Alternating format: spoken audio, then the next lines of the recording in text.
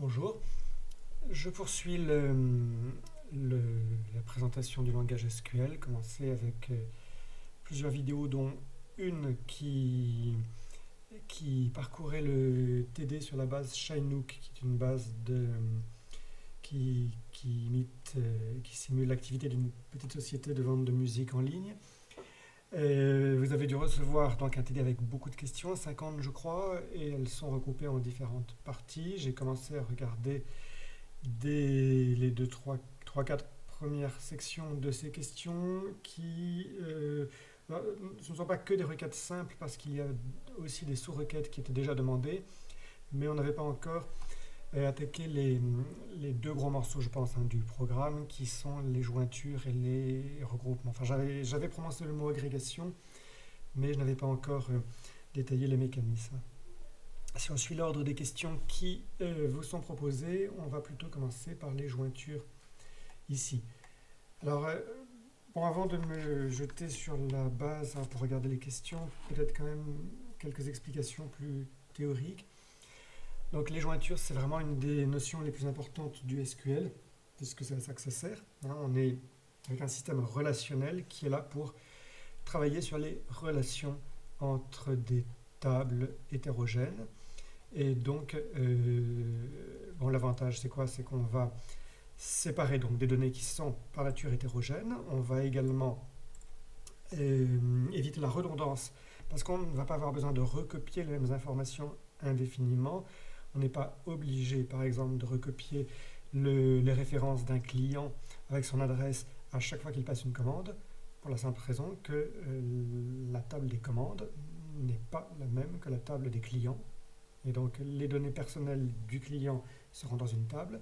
Et même si on a évidemment besoin à un moment ou à un autre de se préoccuper de l'adresse d'un client quand il s'agit d'une commande, on n'est pas obligé de les stocker au même endroit. Et donc, la jointure va permettre de remettre ensemble des données qui ont été séparées. Donc sur le schéma que vous avez sous les yeux, ce sont les flèches entre les tables qui représentent les points, si vous voulez, les points de jointure privilégiés. Je ne dis pas que ce sont les seuls, mais en tout cas ce sont les plus naturels. En tout cas justement le mot naturel faisant partie du vocabulaire qu'on pourra employer. Donc c'est quoi une jointure? Une jointure, c'est le fait de faire correspondre d'une manière ou d'une autre les lignes de deux tables différentes. Bon, après, ça peut même dans certains cas être la même table. Il est possible parfois de joindre une table avec elle-même. Pour l'instant, on va parler comme si les tables étaient différentes. Donc nous avons deux tables. Elles n'ont pas le même nombre de lignes et les lignes sont de toute façon de nature hétérogène. Ce sont par exemple...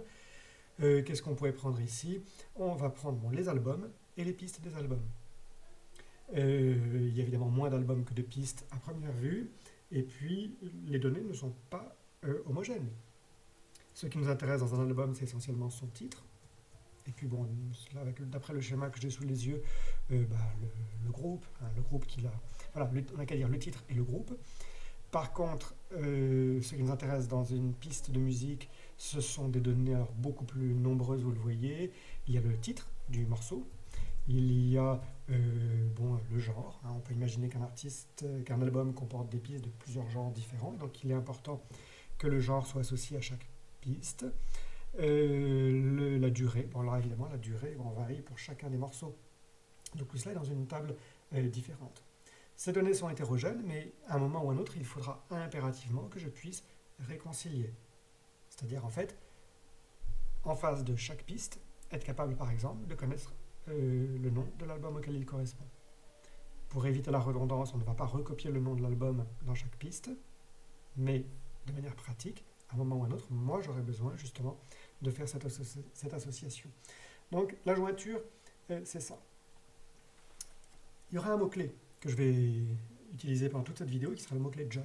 J-O-I-N, join, ça veut dire joindre. Mais peut-être qu'avant de rentrer justement dans ce vocabulaire très précis qui est celui du SQL, j'aimerais quand même évoquer quelque chose qui ne fait l'objet, je crois, aucune question du TD, parce qu'en fait, souvent, c'est rarement les questions les plus... Comment dire, l'intérêt de la jointure, c'est de pouvoir poser des très bonnes questions et d'y répondre de manière optimale. Mais il faut quand même avoir conscience qu'avant d'aborder complètement la jointure, il y a une notion mathématique qu'il est impératif que vous connaissiez. Normalement, vous la connaissez. Il est impératif que vous soyez totalement à l'aise avec elle. C'est que lorsque vous avez des données hétérogènes, vous avez un moyen bien connu déjà de les faire se correspondre, c'est le produit cartésien. On verra qu'en fait, une jointure, c'est une restriction d'un produit cartésien. Mais donc, il faut déjà que vous soyez parfaitement à l'aise avec le produit cartésien, hein, dont je rappelle de manière sommaire, dont je présente de manière sommaire l'idée. Normalement, vous la connaissez. Elle s'applique à l'origine donc plutôt pour des ensembles en mathématiques. Pour deux ensembles de nature hétérogène, le produit cartésien consiste à envisager l'ensemble de tous les couples possibles constitués d'un élément du premier ensemble, l'ensemble A par exemple, et d'un élément de l'ensemble B. Les exemples, c'est quoi? Si on veut prendre des exemples non mathématiques, ce serait... qu'est-ce qu'on pourrait prendre? On pourrait... si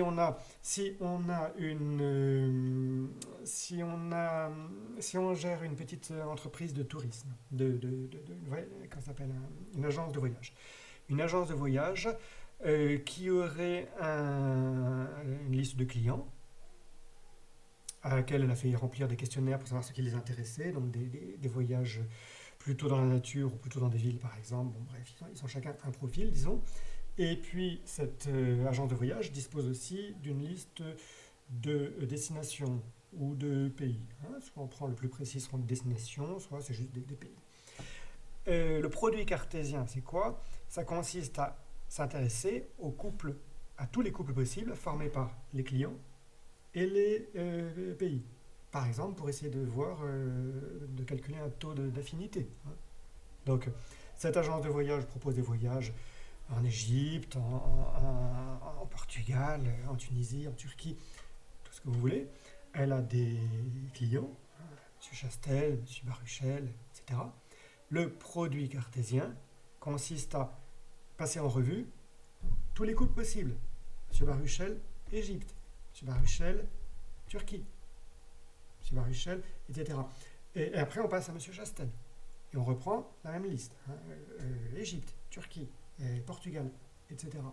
On pourra de la sorte, par exemple, encore une fois, essayer, si on veut faire une campagne publicitaire pour inonder ces pauvres victimes de mails, hein, de spam, on peut essayer quand même de faire preuve d'un petit peu de jugement en se rendant compte que peut-être que ça ne les intéresse pas du tout d'avoir des publicités pour les Bahamas.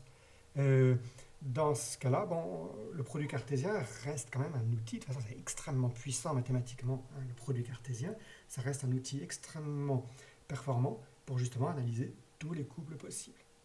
En SQL, il est possible de faire un rapprochement de ce genre entre deux tables. Donc en fait, dès qu'on parle de jointure, on va souvent assimiler les tables à des ensembles, justement. On est dans une logique ensembliste ici. Le produit cartésien, alors est-ce qu'on a des exemples qui pourraient être intéressants? Alors dans cette base, je ne crois pas. Je ne crois pas parce que regardez la tête de ces tables, vous les avez sous les yeux. Faire le produit cartésien de tous les artistes avec tous les albums, ça n'a pas un intérêt majeur. Pourquoi est-ce qu'on voudrait prendre le groupe des Beatles, des Rolling Stones, de Queen, etc. et les faire correspondre avec tous les albums de la liste de manière comme cela brutale? Ça n'a pas d'intérêt. Qu'est-ce qu'on pourrait imaginer d'autre? Les albums et les pistes, ça n'a aucun intérêt de faire un produit cartésien de ce genre. Bon, après, si on commence à faire les factures, ça devient délirant. Quel serait l'intérêt de faire le produit cartésien des morceaux de musique, des factures, etc. Bon, là, je ne vois pas énormément d'exemples, en fait. Hein. L'exemple imaginaire que je viens de vous donner d'une agence de voyage était meilleur. Ce serait un exemple dans lequel vous mettez en relation deux tables hétérogènes, client-pays. Vous pouvez également imaginer des données homogènes. Donc, le meilleur exemple de données homogènes, c'est quand vous mettez en relation une table avec elle-même. Là, c'est forcément homogène par définition. Là, les exemples sont innombrables. Si vous organisez une compétition de sport et que vous avez un groupe d'équipes, évidemment, vous vous intéressez de manière privilégiée à pouvoir faire correspondre d'une manière ou d'une autre. Vous n'êtes pas obligé de tout prendre en compte à la fin. Mais vous, ce qui vous intéresse, c'est de voir si l'équipe A, c'est d'imaginer une rencontre entre l'équipe A et l'équipe B, entre l'équipe A et l'équipe C, entre l'équipe A et l'équipe D, mais aussi entre l'équipe B et l'équipe C, etc. Tous les couples possibles sont susceptibles de vous intéresser ici. Donc là, c'est possible, évidemment, comme question, mais là, je ne vois pas très bien l'intérêt. Hein. Pourquoi est-ce qu'on mettrait en relation une chanson de Queen et une chanson des Beatles? Bon, l'intérêt est très très limité. Je vois vaguement une question qui a par ailleurs un intérêt extrêmement limité, probablement, mais qui sera satisfaisant malgré tout pour nous ici. Je crois me souvenir qu'il doit y avoir dans la liste des clients et dans la liste des employés deux individus qui ont le même nom. Enfin, je crois me souvenir qu'il y a un employé qui a le même nom de famille qu'un client. Je n'ai pas vérifié, on va le faire d'ailleurs. Ce sera l'occasion justement d'explorer ça. Dit autrement, nous pouvons effectivement croiser la table des clients et la table des employés que vous avez sous les yeux ici sur le schéma pour les faire tous correspondre en essayant de filtrer le couple ainsi obtenu dans lequel il y aura identité de nom.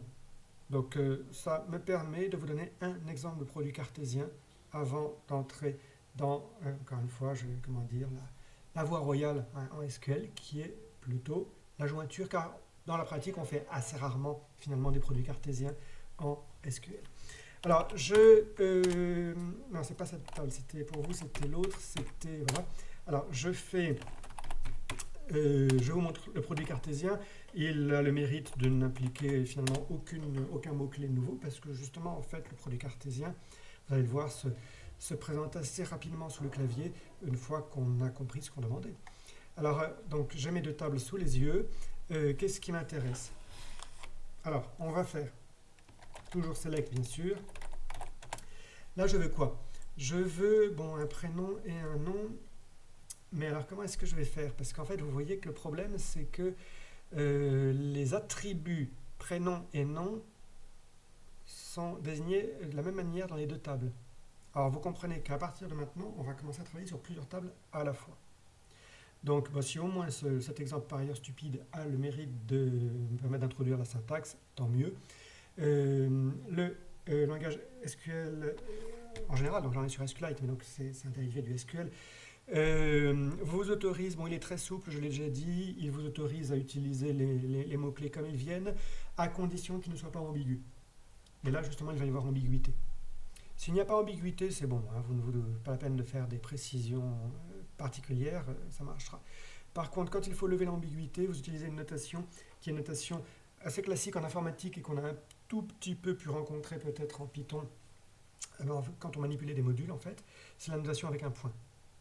Hein, si j'écris, je vais le faire ici, employé point first name, ça renvoie au prénom, mais au prénom dans la table employé et non pas au prénom dans la table client. Et donc je vais mettre employé last name, donc prénom nom bien sûr. Mais bon, je m'intéresse aussi au prénom du client. Donc je vais mettre customer.first name et au nom de famille. Alors vous allez me dire que c'est un petit peu idiot puisque j'ai dit qu'on allait s'intéresser au client qui avait le même nom qu'un employé. Oui, c'est idiot, mais on va quand même tout noter. Customer.lastname, le nom de famille du client. Et là, en fait, il n'y a rien d'incroyable. Je vais simplement, au lieu de mettre une table ici, je vais en mettre deux. Et sans grande surprise, je vais les séparer par une virgule. Donc, je vais mettre employé, virgule, customer. Alors, si je fais ça, j'ai un produit cartésien total. Je m'autorise à appuyer sur Entrée ici en espérant ne pas faire exploser mon ordinateur, pour une raison simple, c'est que les deux tables sont petites. Il n'y a pas énormément d'employés et il doit y avoir un nombre raisonnable de clients. Si vous avez déjà réfléchi à ce qu'est un produit cartésien, vous vous rendez compte que justement, si le SQL n'a pas choisi la voie du produit cartésien, c'est parce que le problème majeur, c'est le nombre de couples obtenus. Hein, vous êtes capable de les calculer de tête, c'est une simple multiplication.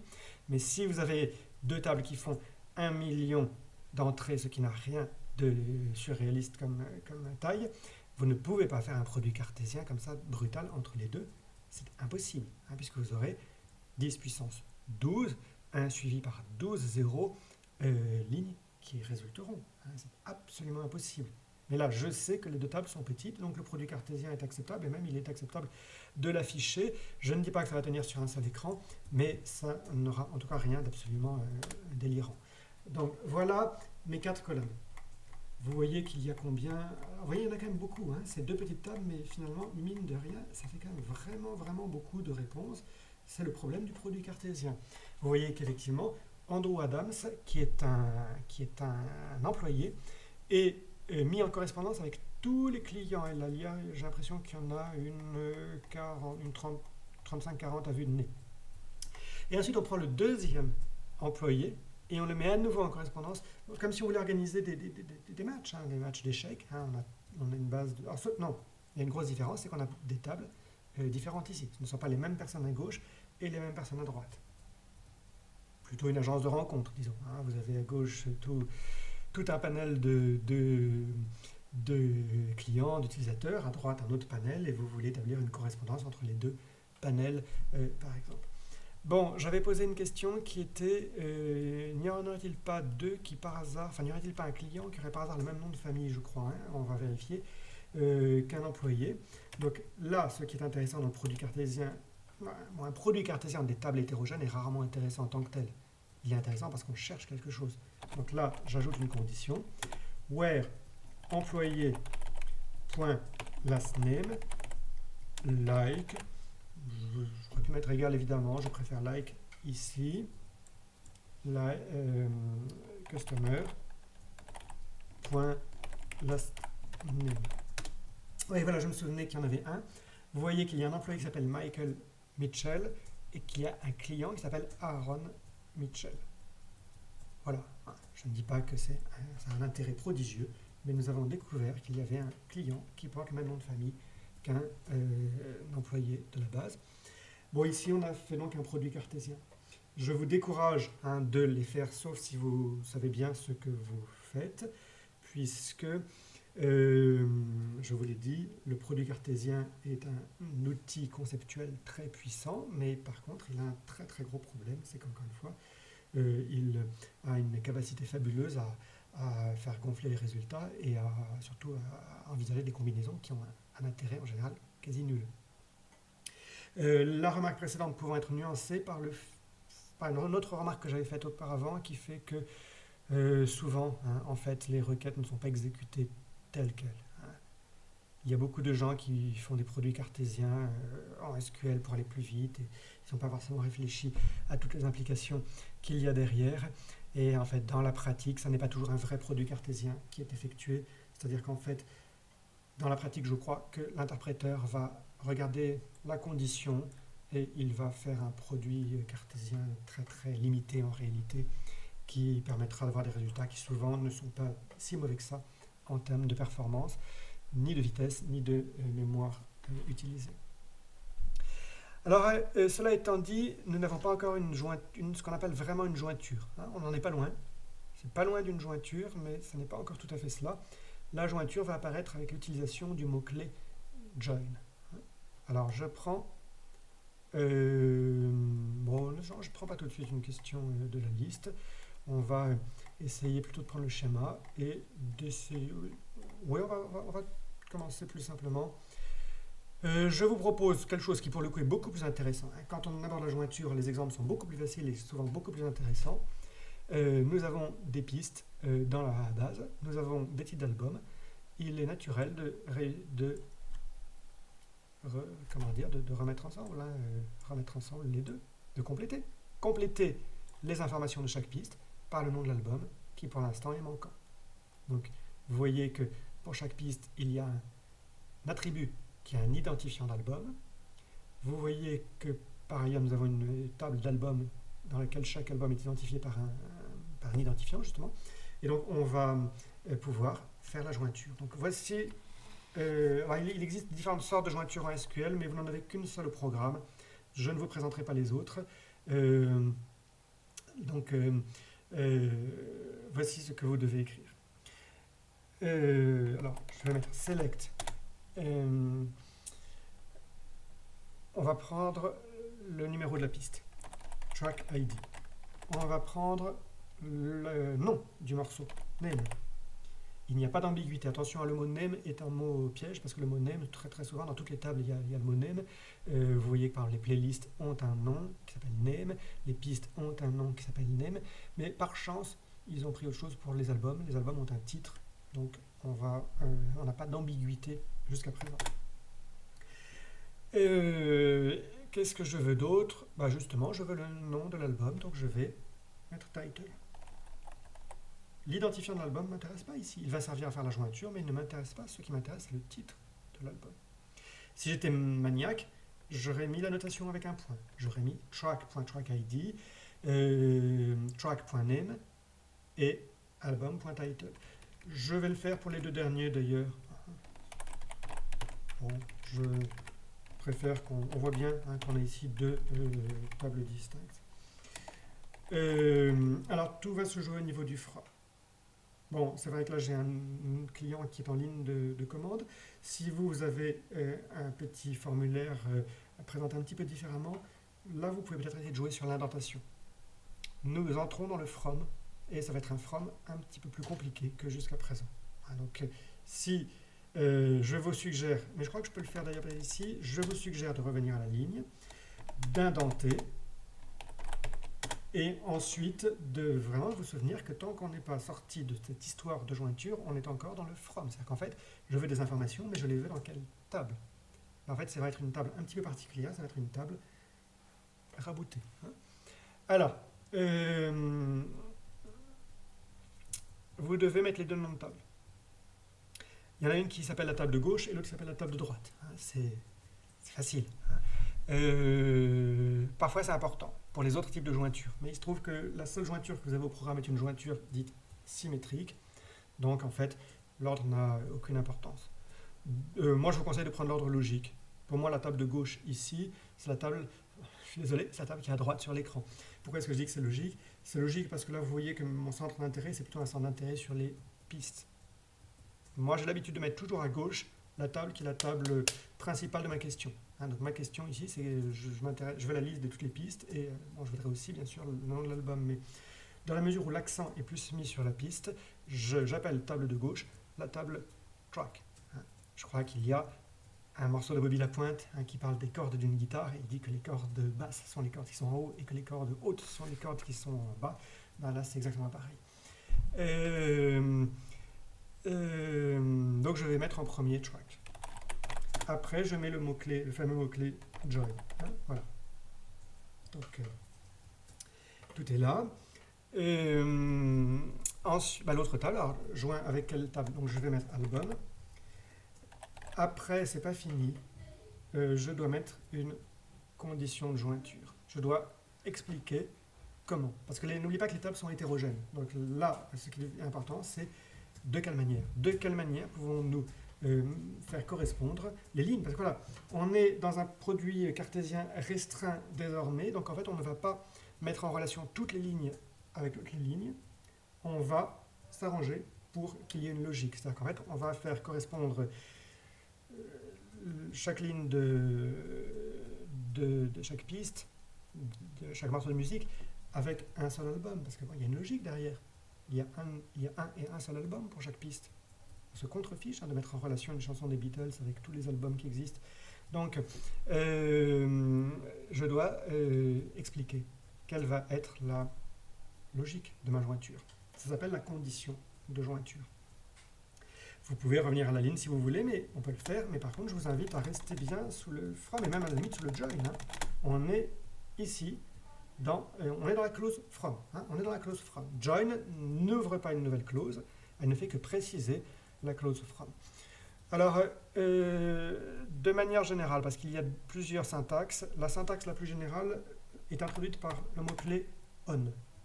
On, ça veut dire, en anglais, ça veut dire sûr, mais là, ça veut dire, ici, bon, c'est plutôt l'idée de tel que, disons, mais à la condition de, sous la condition de, je ne sais pas comment traduire. Alors, c'est un test. C'est un test, donc là, ça va être relativement simple comme exemple.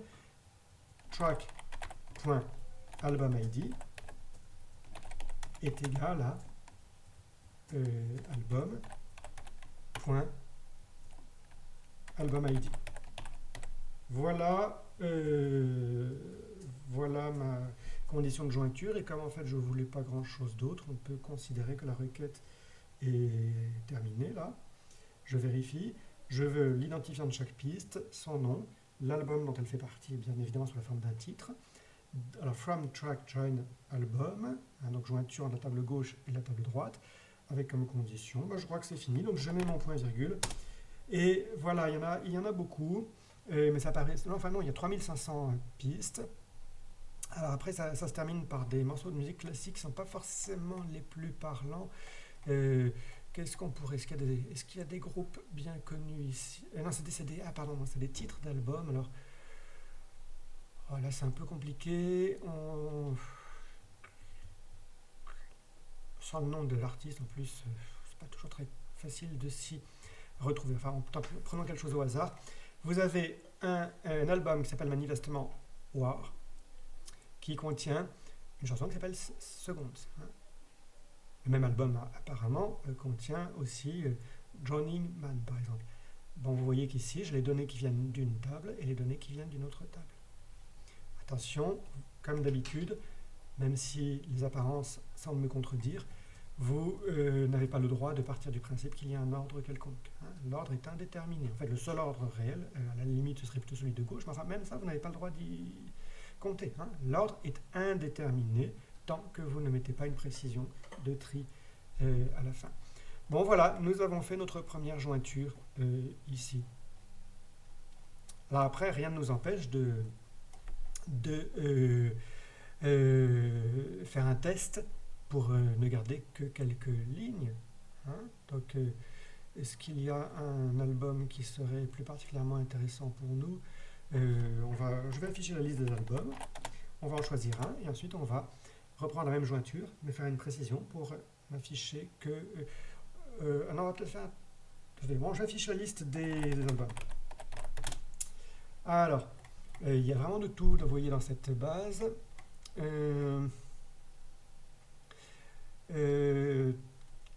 J'essaie de regarder un petit peu. Bon, la première chose que je vous propose de faire, c'est peut-être de choisir un album dans cette liste et d'afficher toutes les pistes qu'il contient. Donc, pour ne pas se fatiguer, on va prendre un album qui n'est pas trop long à écrire, dont le titre n'est pas trop long à écrire. Bongo Fury, c'est pas mal ça comme titre, Bongo Fury. Donc, on va d'ailleurs même pas l'écrire en entier, on va utiliser like. Donc, regardez, si je reprends ma requête précédente, je n'aime pas trop les écrire sur plusieurs lignes. Tant pis, on va faire comme ceci.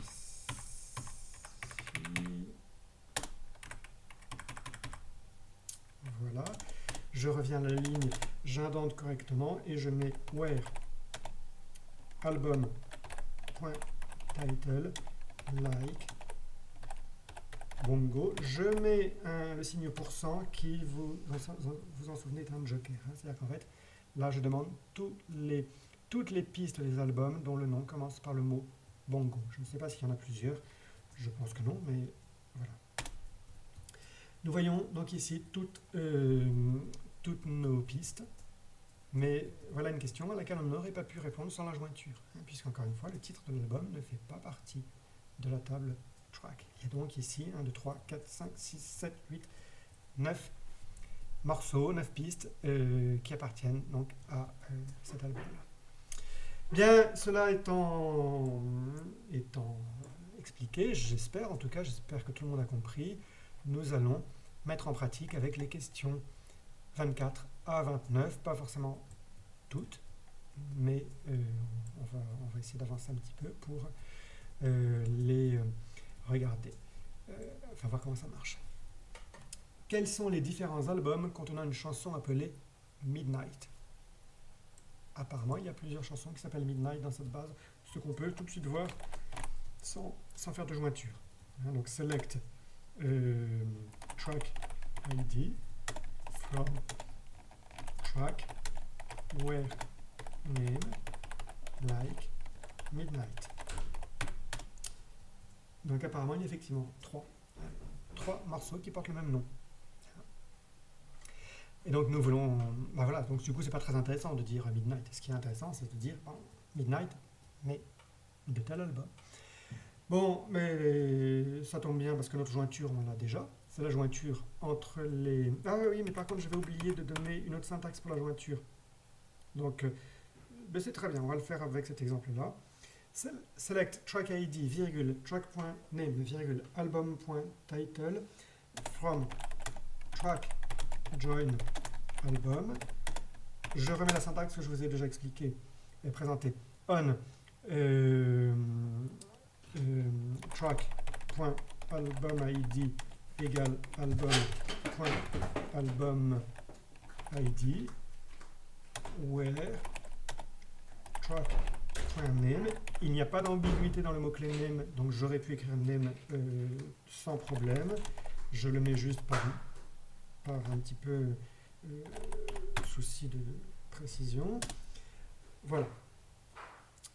Je vous montre que le mot track n'était pas obligatoire ici, mais il ne l'est d'ailleurs pas non plus au tout début de la requête.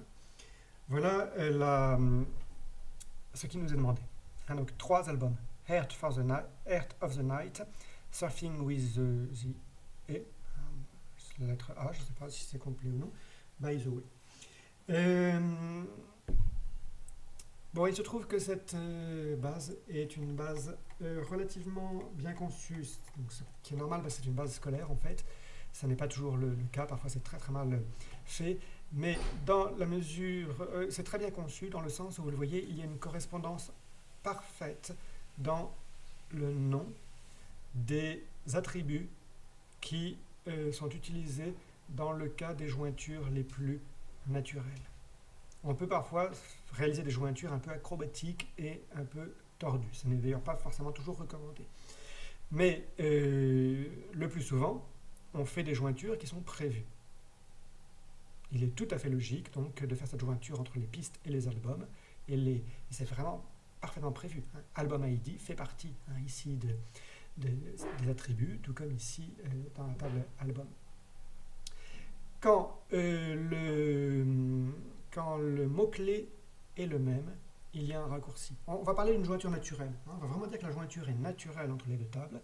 Et dans ce cas-là, il y a un mot-clé qui vous permet justement de l'indiquer. Même, je dirais, quand on lit la requête, c'est quand même beaucoup plus clair et beaucoup plus fluide. On va dire from track join album using album ID. Alors attention, c'est une fonction parce que c'est un test, donc c'est une fonction. Et donc on met des parenthèses. Voilà. Ça veut dire quoi ça? Ça veut dire je fais la jointure entre les deux tables en utilisant, en utilisant la colonne album ID comme clé de jointure.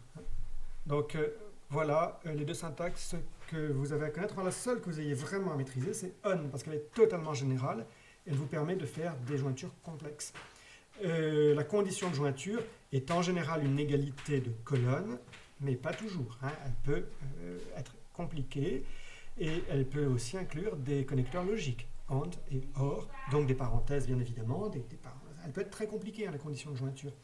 Mais dans l'immédiat, nous faisons des jointures simples et même souvent naturelles.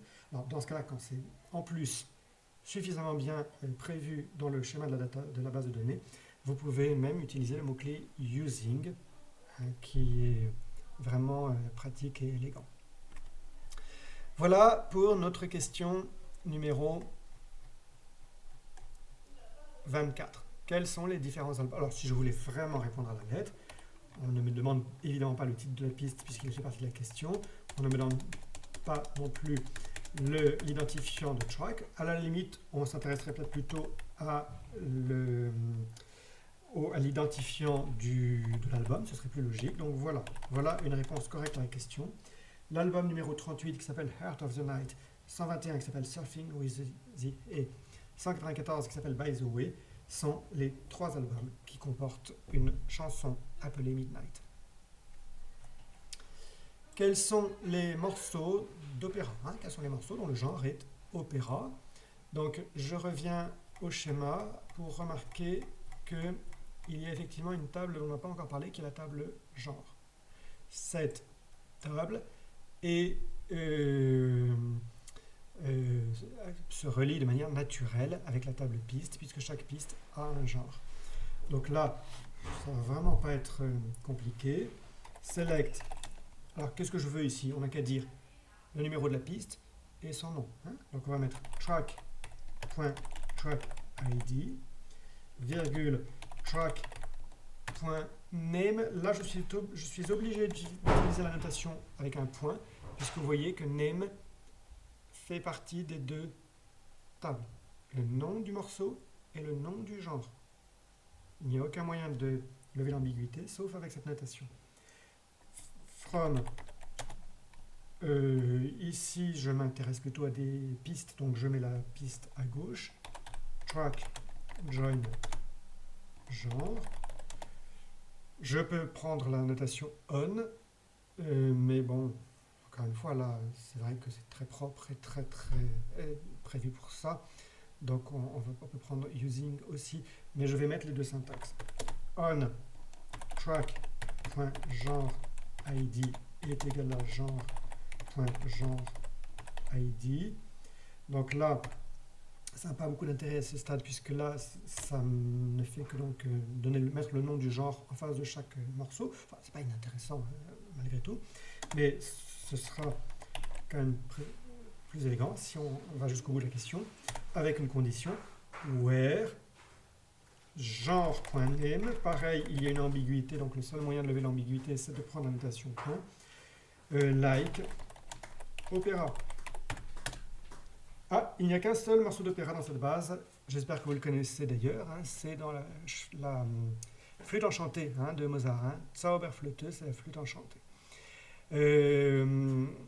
Donc voilà. Par contre, il serait quand même plus élégant, je pense quand même ici, de prendre la jointure naturelle avec using genre ID. Voilà, même résultat, la flûte enchantée. De Mozart, hein, bien sûr. J'espère que tout le monde quand même connaît au moins l'heure de la Reine de la Nuit, qui est particulièrement célèbre. Alors, je prends la suite. Question 26. Quels sont les albums du groupe U2 présents dans la base? Alors, là, nous changeons un peu de table.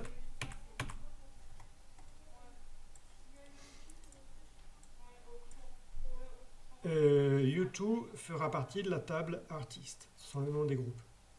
Et nous voulons des noms d'albums. Bon, c'est pas tellement différent de tout ce qu'on a fait jusqu'à présent. Select. Alors, je veux des noms d'albums. Bon, donc je mets album.title. Je pourrais m'en passer parce qu'il n'y a pas d'ambiguïté. Le mot-clé title n'apparaît que dans cette table apparemment.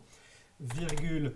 Artiste, donc non, ça j'en ai pas besoin, ce sera, alors je peux mettre album ID par contre, album.albumID, virgule album.title, from album join artist, using, n'oubliez pas qu'on a le droit à une deuxième syntaxe, mais maintenant je crois que vous avez compris, using artist ID, mais ça, encore une fois, la plupart des bases sont pas très bien faites, hein, donc j'ai peut-être tort d'utiliser systématiquement using parce que dans la pratique, on est tout le temps obligé de basculer sur on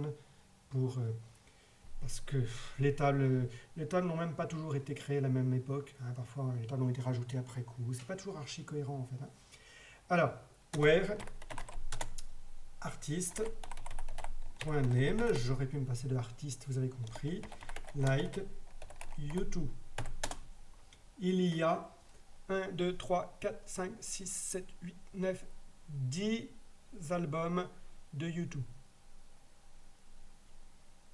remarquez que les identifiants sont proches. Hein, ils ont été rentrés manifestement l'un après l'autre, mais pas toujours totalement. Hein. Vous n'avez jamais le droit de partir du principe que tout est toujours à côté. Hein. Bien sûr que non, c'est même pas possible d'un point de vue logique. Donc, il y a un album de U2 qui figure dans la table album, mais qui figure à un endroit différent des autres. Voilà le résultat. Ah oui, mais oui, je me rends compte que c'est effectivement mon client ici qui tronçonne le nom des pistes, parce qu'en fait les colonnes ont une taille fixe hein, ici. On doit pouvoir changer ça, mais j'ai plus la syntaxe en tête. Tant pis, hein, c'est pas très grave. Alors, bon voilà pour notre troisième question. Je passe à la question suivante. Quel client est à l'origine de la plus... Oh, il y a une faute, hein, donc de la plus grosse commande. Quel client est à l'origine de la plus grosse commande? Voilà, hein, donc c'est la fin de l'année, on veut offrir une bouteille de champagne au meilleur client. Quel est celui qui a passé la meilleure commande? Donc là, vous avez deux nouvelles tables dont on n'a pas encore parlé. Customer, si on a déjà pas mal parlé de Customer, mais on n'a pas encore beaucoup utilisé ici. Customer, c'est les clients, et Invoice, ce sont les factures, donc en fait, une facture par commande. Et Total, c'est le montant total de la commande. Donc nous, ce que nous voulons, c'est repérer la plus grosse commande. Alors, ça va être intéressant parce que ça repose le problème de ce matin, qui est le problème de la recherche d'un minimum et d'un maximum. J'espère que vous avez suivi la vidéo précédente jusqu'au bout. Je vais plus ou moins être obligé de répéter certains points pour cette question. On va déjà faire la jointure. Alors, select, je vais mettre first name. Bon, cette fois, j'arrête d'utiliser la notation point. Il n'y a vraiment aucune ambiguïté entre d'un côté des clients et d'une facture, et des factures. De manière logique, les attributs des uns et des autres ne portent pas les mêmes noms. Hein. First name, last name. C'est évidemment d'une personne que nous parlons ici. Total, c'est évidemment d'une facture que nous parlons. Il n'y a aucune ambiguïté ici. Je les écris donc directement. From, bon, table de gauche, table de droite, ça n'a pas beaucoup d'importance ici. De toute façon, ça n'a aucune importance pour vous, puisqu'encore une fois, vous n'avez à connaître que des jointures symétriques. Et quand je dis des, c'est en réalité une. Hein. Vous n'avez à connaître qu'un seul type de jointure qui est symétrique. Je vais mettre Customer, Join, Invoice. Je peux également indiquer tout de suite la condition de jointure, puisqu'elle est elle ne pose aucune difficulté ici, c'est Customer ID. Hein. De manière simple, à chaque facture est associé un client. Donc, nous allons réaliser la jointure de cette manière-là. On peut déjà regarder ce que ça donne. Bon, vous voyez qu'effectivement, il y a un certain nombre de factures. Ah, alors déjà, vous voyez que combien y aura-t-il de réponses? Il y aura autant de réponses que de factures, bien sûr. Mais ça veut dire que le même client peut apparaître à plusieurs reprises dans les résultats. C'est tout à fait possible, évidemment. Hein, il est tout à fait possible qu'un client ait commandé à plusieurs reprises. Donc, nous avons ici non pas le nombre de clients, mais le nombre de factures. Hein. Je ne vois pas d'exemple comme ça rapidement à vue de nez, mais il est à peu près, enfin, je suppose hein, que, comme c'est une table assez scolaire, ils ont forcément prévu le cas. Hein, donc il doit y avoir sans doute des clients qui ont commandé à plusieurs reprises ici. Hein. Alors, ça n'est pas forcément ce qui nous intéresse ici. Qu'est-ce que nous pouvons faire pour nous rapprocher de la réponse qui nous est vraiment demandée? On peut déjà peut-être faire un tri. J'ai le droit d'écrire order by total, par exemple. Et donc, vous voyez que les commandes sont triées par ordre croissant et qu'à la fin, j'ai les plus grosses commandes. La réponse, vous l'avez sous les yeux, mais là, pour l'instant, ce n'est pas satisfaisant puisque on ne peut pas piocher avec les yeux la réponse qui nous plaît. Hein. Donc, manifestement, c'est une certaine Elena Oli. Hein. Il y a un petit accent sur le Y, donc c'est peut-être un nom hongrois ou quelque chose comme cela. Je peux trier dans l'ordre contraire. Desk. Et vous savez que dans ce cas-là, j'ai le droit d'écrire limite. Voilà. On peut considérer que cette réponse est acceptable, même si à mes yeux, c'est un tout petit peu insatisfaisant, je vous l'ai dit ce matin, pour deux raisons. Hein. Première raison, moi, personnellement, je suis un petit peu maniaque là-dessus, ça me gêne visuellement qu'on utilise un tri pour une recherche de maximum. Hein, encore une fois, j'ai un petit peu l'habitude de penser que c'est, comme on le dit, sortir l'artillerie lourde hein, pour quelque chose de simple. Un tri, pour moi, c'est quelque chose de compliqué. Alors que la recherche d'un maximum, c'est quelque chose de simple. Je trouve ça un tout petit peu dommage, mais bon, je m'en suis un petit peu expliqué dans la vidéo précédente. Il se trouve que le langage est parfois suffisamment intelligent pour ne pas réellement trier toute la table quand il comprend qu'on veut juste un maximum. La deuxième chose qui me gêne également, ça n'est pas problématique manifestement dans les résultats ici, mais sur le principe ça me gêne, c'est que j'aurai un seul résultat. Or, j'estime que à la question qui nous est posée, il faudrait donner plusieurs résultats si par hasard, la plus grosse commande, donc, qui est une commande de 25,86 $, si par hasard il y avait deux clients qui avaient tous les deux réalisé une commande de 25,86 $. Pourquoi choisir Elena Oli plutôt que l'autre s'il y a deux commandes qui ont exactement le même montant? Je vous ai donné la seule syntaxe qui à mes yeux est parfaitement satisfaisante ce matin. On va la reprendre ici. Elle mobilise une sous-requête. Ça peut vous sembler plus compliqué. C'est plus compliqué visuellement, mais par contre, informatiquement, je pense que c'est plus simple. Alors, donc nous allons plutôt écrire comme ceci. Where total égale.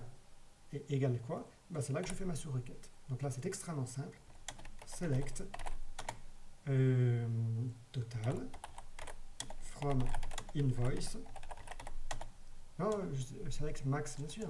Select max total from invoice. Voilà, entre parenthèses, toujours la sous-requête. Et je retrouve Elena Oli. Ouais. Bon, cette version est vraiment pour moi la plus propre. Je veux le prénom, le nom et le total dans la table client jointe à la table facture en utilisant la colonne Customer ID comme clé de jointure pour lesquelles, car il y en a peut-être plusieurs, le total est égal au total maximum dans la table facture. Alors, il se trouve qu'il n'y en a qu'un, donc c'est effectivement Elena Oli qui a réalisé la plus grosse commande. Bon, vous voyez, c'est pas toujours mécanique, puisque cette requête me semble plus intéressante et plus compliquée que les précédentes. On est lancé, terminons. Il reste deux questions dans cette section et je m'arrêterai après. Les identifiants des playlists où apparaît le morceau de Schubert nommé Ave Maria, le même morceau pouvant apparaître dans plusieurs playlists, bien entendu.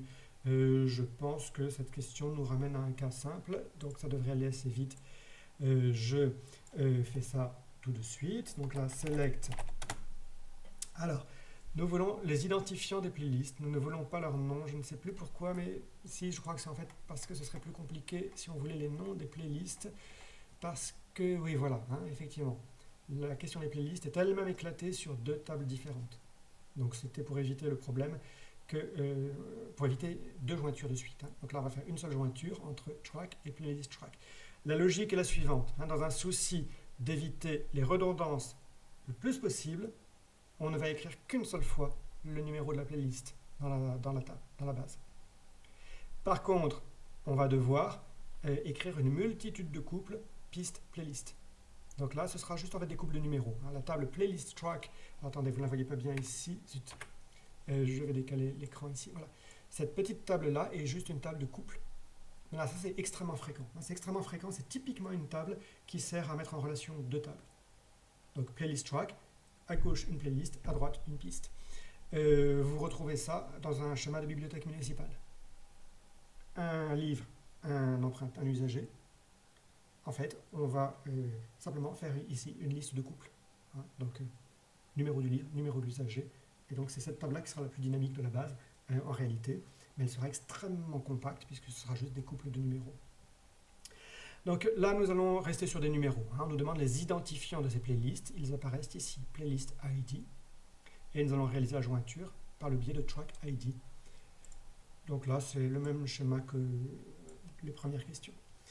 Je tape directement. Donc select playlist ID, c'est ce qui nous est demandé. From, je peux ici mettre à gauche playlist, ça n'a aucune importance, je l'ai dit. Playlist ID, je n'ai pas mis la même casse à gauche et à droite parce que je m'étais trompé. Il ne fallait pas mettre un L majuscule en plein milieu du mot playlist. Je ne sais pas pourquoi je l'ai fait. Je rappelle que la casse est indifférente en SQL, donc ça va quand même marcher. Join track. Pardon, j'espère que vous avez corrigé. C'était playlist, ici que je vais écrire, pas playlist ID. Using track ID.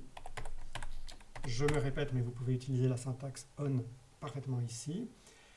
Et là, je mets ma condition. Donc, je crois qu'il s'agissait du nom.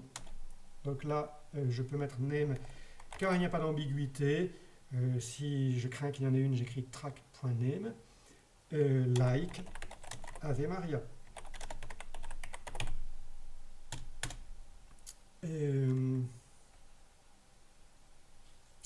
Quel est le problème? Alors, select playlist ID from playlist join. Ah oui, oui, donc je m'étais trompé de nom de table. C'était en fait ici playlist track. Voilà. Apparemment, mais il faut dire que c'est un morceau assez populaire, hein, j'espère que vous le connaissez. L'Ave Maria de Schubert apparaît dans 5 playlists différentes de cette base, d'où l'intérêt de la question. Bon voilà, mais il n'y a pas de concept nouveau ici. Et nous arrivons à la dernière question sur les jointures, qui est afficher les titres des playlists. Ah ben c'est très proche de la précédente. C'est la suite. Afficher les titres des playlists où apparaît le morceau Ave Maria. Bon, l'intérêt de cette question, c'est principalement que pour la première fois, nous allons faire 2 jointures de suite en cascade, si vous voulez. En cascade. Hein, c'est-à-dire qu'effectivement, je dois passer de cette table à celle-ci, mais je ne peux pas le faire de manière directe. Je dois passer par une table intermédiaire. Donc ça, c'est très très courant. Hein. Il peut arriver qu'on passe d'une table... Regardez, si pour une raison ou une autre, je devais passer de la table customer, les clients, au morceau de musique qu'ils ont acheté, ce qui n'est pas du tout idiot comme question, vous voyez que je devrais passer par 2 tables intermédiaires. Il faudrait que je réalise 3 jointures. Hein. Passer des clients aux factures, des factures aux lignes de facture, et enfin des lignes de facture aux morceaux de musique. Donc parfois, on est obligé vraiment de naviguer dans le schéma de la base de données en accumulant les jointures. Donc bon, ça se fait de manière relativement simple et libre. Alors, select, nous avons dit. Alors, je peux reprendre ce qui précède parce qu'on est vraiment sur la suite de la question. Donc, je vous l'ai dit dans une vidéo précédente, il est très très fréquent qu'une requête SQL se travaille. Elle se travaille en l'écrivant de manière de plus en plus complexe. Donc là, c'est à vous d'utiliser les outils qui sont les vôtres. Moi, j'aime beaucoup ce client. Il est un petit peu austère en apparence, mais par contre, son historique est très puissant. Et donc, vous avez vu que je ne retape pas tout à chaque fois. Hein. Je rappelle la requête précédente et ensuite je la modifie. Mais vous pouvez en général faire ça avec la plupart des clients. Donc là, je poursuis. Je reste pour l'instant plutôt vers le milieu de la requête, c'est-à-dire vers l'endroit où il y a la jointure. Playlist track, join track using track ID, j'ajoute après. Hein. Donc en fait, join. Alors ça va pas être très joli parce que là je vais pas respecter l'ordre. Je réécris. Je vais partir de track. Les morceaux de musique. Je passe à playlist track. Les morceaux de chaque playlist. Using track ID, ça reste bon. Et ensuite, je passe à la table suivante qui est playlist. Join playlist. Using. De mémoire, mais c'est surtout qu'en fait la table est très bien faite, donc ça se reconstitue logiquement. Je pense que l'attribut va être playlist ID. Je n'ai même pas besoin de vérifier. C'est une table très très bien conçue. Voilà. Je peux continuer ici de laisser à gauche playlist ID, mais ce qui m'intéresse désormais, c'est le nom qui s'appelle playlist name. Et là vous allez voir qu'il y aura une erreur. Tiens, je vais faire exprès. On va lire ce qui se passe. Alors, erreur. Nom de colonne ambigu, name. Effectivement, hein, dans la requête précédente, j'avais mis tout à fait à la fin where name like Ave Maria. Je voulais que le nom ce soit Ave Maria. Mais à l'époque, le mot-clé name n'apparaissait que dans une seule table qui était la table track. Or, je vous ai dit, ce mot name est un petit peu embêtant parce que très très souvent, on a des tables où on parle de quelque chose et on lui donne un nom, et donc en fait ça s'appelle toujours name. Hein. Ça peut être une personne, on va mettre name, ça peut être un morceau de musique, on va mettre name, ça peut être une playlist, on va mettre name. Donc c'est vrai que ça apparaît partout, ce mot, en SQL. Donc là, pareil, j'utilise la notation point. Ce qui m'intéresse, c'est bien sûr le nom du morceau. Je veux la liste des noms des playlists, mais à partir d'une question qui porte sur les noms des morceaux. Qu'est-ce que ça donne? il y a 5, mais ça on le savait déjà, hein, il y a donc 5 playlists qui comportent l'Ave Maria de Schubert. Nous avions déjà leurs identifiants, nous avons désormais leurs noms.